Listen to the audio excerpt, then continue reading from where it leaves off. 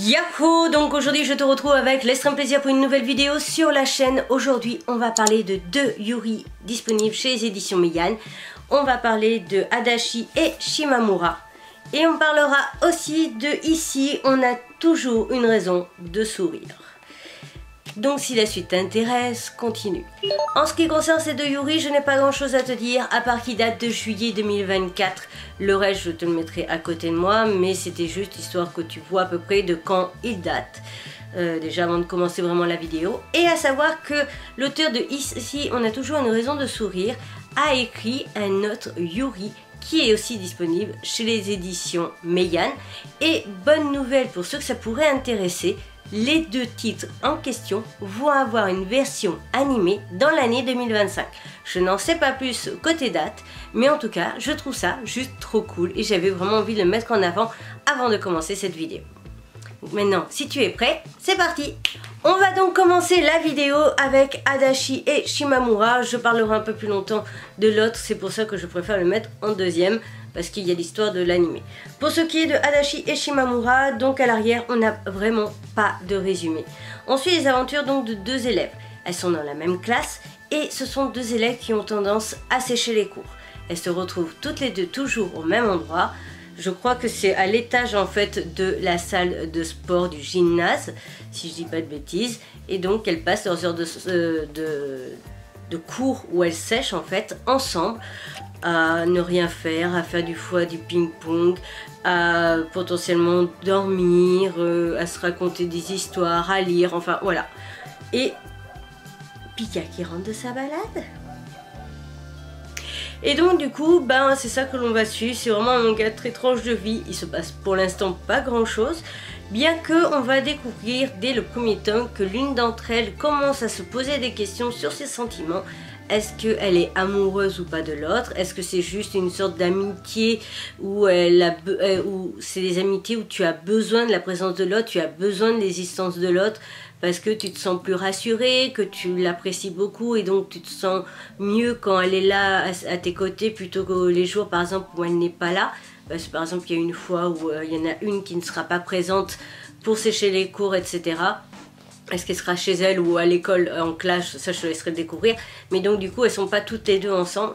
Et on voit qu'elle se commence à se poser des questions sur ses sentiments, sur ce qu'elle ressent. Et c'est ça que l'on va suivre en tout cas en ce qui concerne ce premier tome.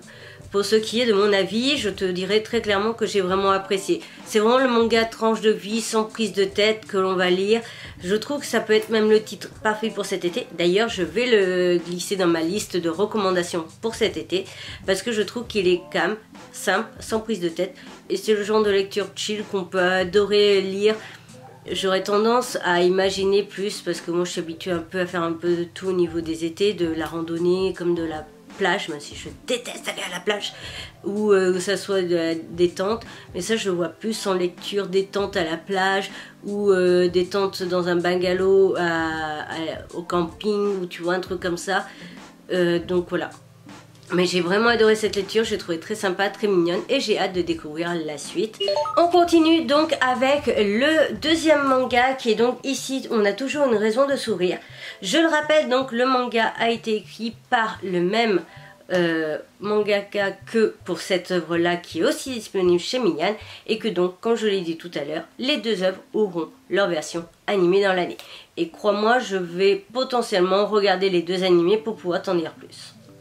Pour ce qui est de celui-ci, on suit Futami Nana, est une jeune mangaka pleine d'avenir.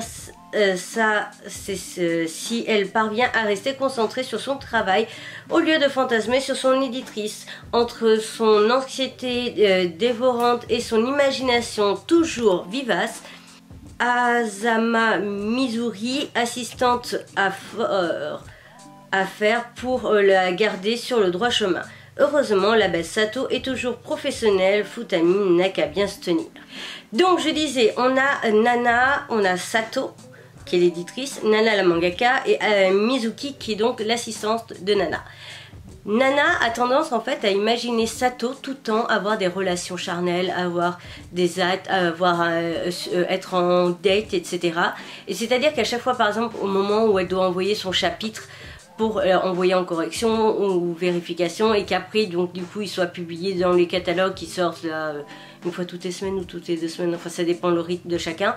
Et en fait elle va se dire ah oui mais je vais l'envoyer, ah oui mais il est 22h et quelques et donc elle est peut-être en train de...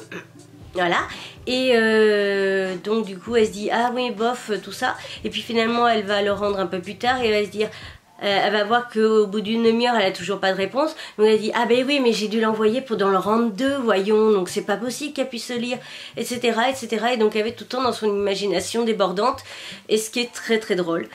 Ensuite, après, donc du coup, par exemple, ça va être justement Mizuki qui essaye, elle, de lui dire bah non, mais peut-être qu'elle était occupée à aussi lire le chapitre d'une autre personne parce que tout simplement, elle n'a pas que Nana à s'occuper.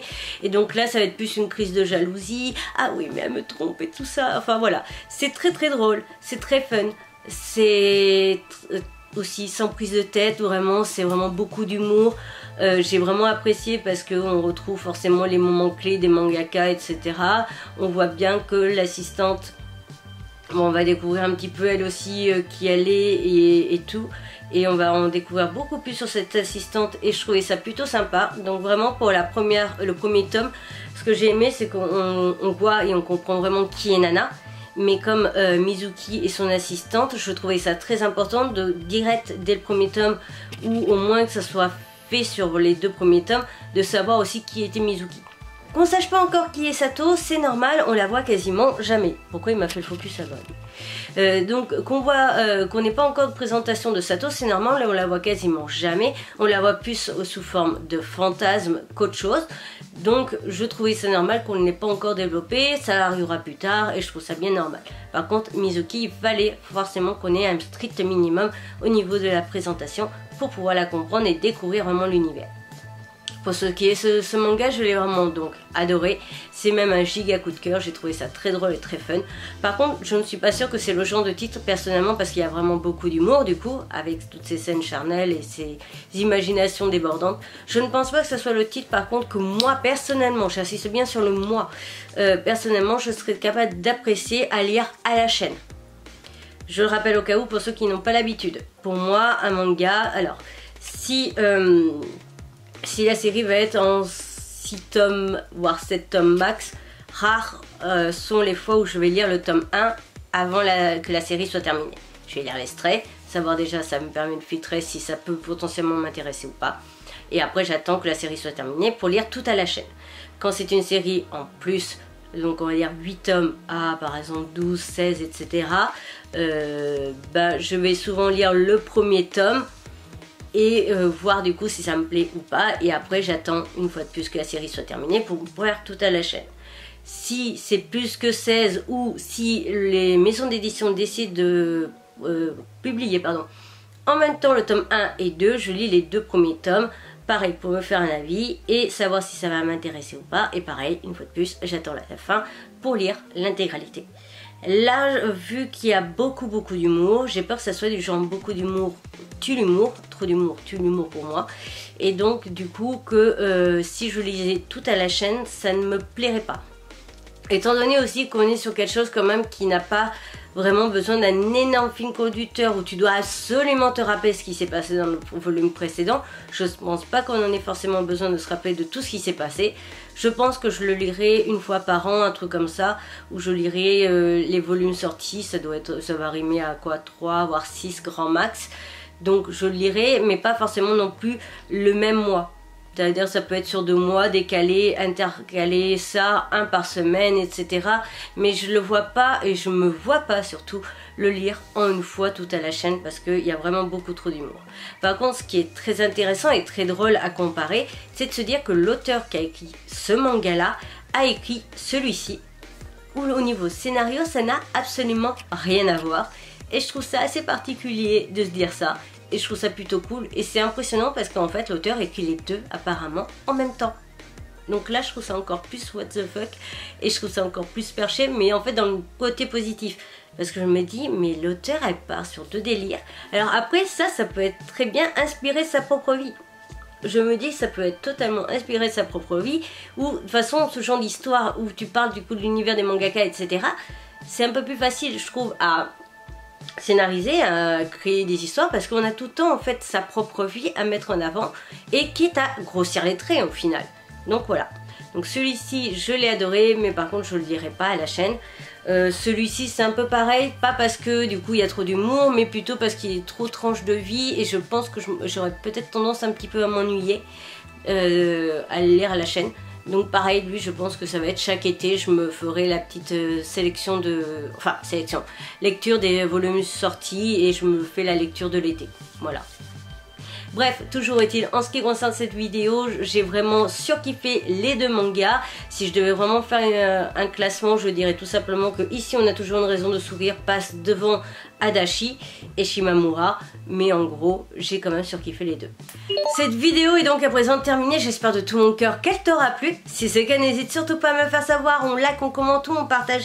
N'hésite pas à t'abonner, c'est rapide, gratuit et ça me ferait extrêmement plaisir. Ça me permettra de te compter parmi la Pancha Family, la famille la plus chou du monde. Et potentiellement aussi, peut-être d'ici la fin de l'année, passer aux 4000 abonnés sur la chaîne. Ça pourrait être plutôt cool, et surtout je vous préparerai du coup dans ces cas-là un big concours. On se retrouve donc bientôt pour une nouvelle aventure. Je te retrouve très vite pour une nouvelle vidéo Meian, et je te retrouve aussi prochainement, j'espère, pour de nouveaux Yuri chez Meian. Sur ce, à bientôt!